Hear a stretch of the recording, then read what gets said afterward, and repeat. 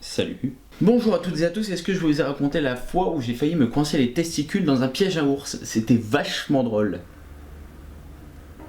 Bonjour à toutes et à tous, et aujourd'hui on va essayer de répondre à une question que je me posais en étant gamin et qui est quand même assez conne. Moi, Cyril, l'être humain que je suis, n'arrive pas à voir l'air qui l'entoure alors qu'il est composé de particules physiques, on est bien d'accord.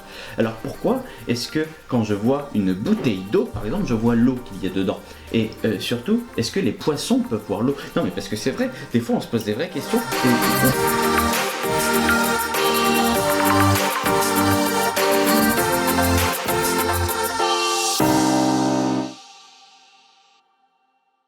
Plus je réfléchis à la question et plus je la trouve intéressante et pas si stupide que ça.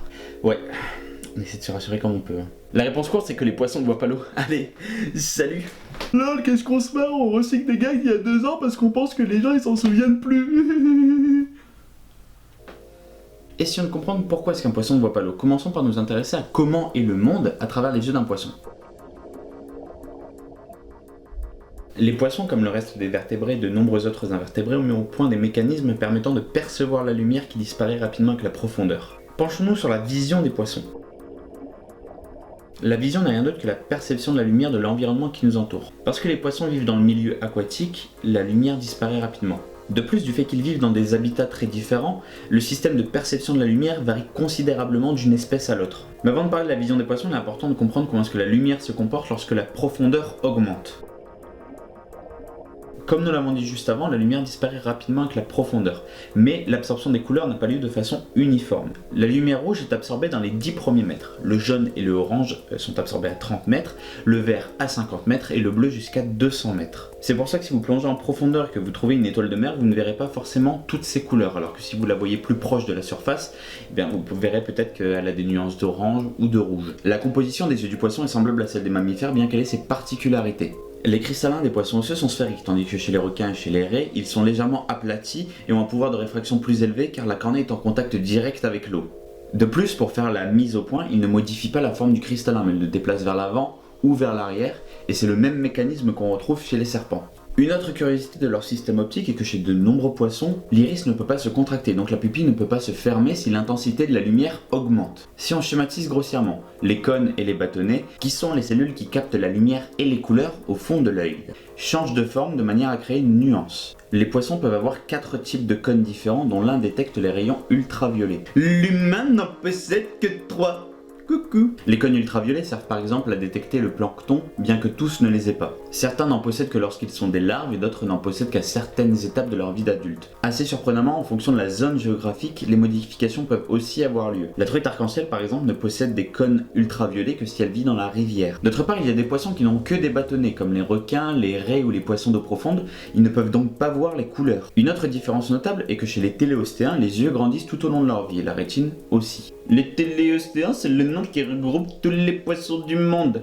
Enfin, presque tous les poissons, parce que c'est 99,8% des poissons du monde. Il dit des mots pour se la péter, mais il y connaît pas grand-chose de toute façon, donc bon. Enfin, certains poissons et requins possèdent entre autres ce qu'on appelle le tapis luisant qui se trouve derrière la rétine, qui a pour fonction de restituer à la rétine des rayons de lumière qui se seraient échappés de cette dernière. C'est pour améliorer la vision du poisson.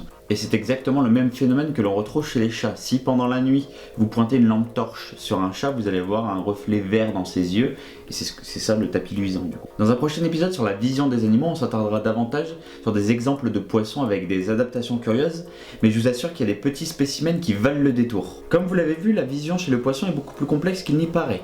L'eau détermine en grande partie l'anatomie des yeux et leur adaptation. On a aussi compris que les poissons voyaient sensiblement de la même manière que les mammifères. Il devrait être donc normal qu'ils voient la même chose qu'eux et donc qu'ils voient l'eau. Mais là se trouve la subtilité. Ni les poissons, ni les humains, ni aucun autre mammifère ne voit l'air ou l'eau, car l'air ou l'eau sont transparents. Par contre, ce qu'on voit, c'est l'interface entre l'air et l'eau. Et pour comprendre ça, on va faire des simplifications et vulgariser, je m'en excuse, pour expliquer ce qu'il se passe lorsque la lumière change de milieu. Lorsque la lumière passe d'un milieu transparent à un autre, il se passe un phénomène scientifique qu'on appelle la réfraction. La réfraction est le fait que la lumière change de direction quand elle passe d'un milieu transparent comme l'air à un autre milieu transparent comme l'eau ou le verre. Les indices de réfraction varient d'un milieu à l'autre. Pour l'eau, il est environ à 1,3 alors que pour l'air, il est à 1. Les poissons et les humains peuvent voir l'interface entre l'eau et l'air parce que lorsque la lumière passe du milieu air au milieu eau, elle va changer de direction en changeant de milieu. Un dernier facteur entre en compte en plus de la réfraction et de la vision, c'est le cerveau. Quand il s'agit d'optimiser l'utilisation des informations en faisant le minimum d'efforts, le cerveau est roi.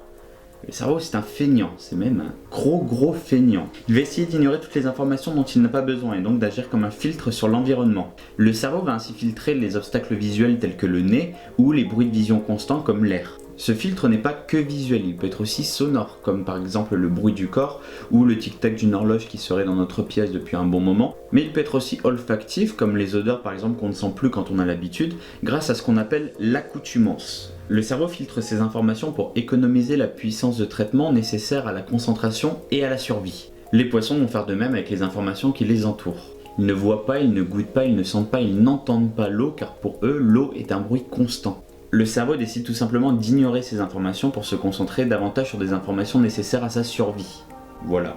Merci à tous d'avoir regardé cette vidéo. Comme d'habitude, n'hésitez pas à vous abonner à la chaîne et peut-être même activer la petite cloche pour ne rien manquer des prochaines vidéos, de laisser un pouce bleu et un commentaire pour me dire ce que vous en avez pensé. Moi je vous fais des bisous et je vous dis à bientôt.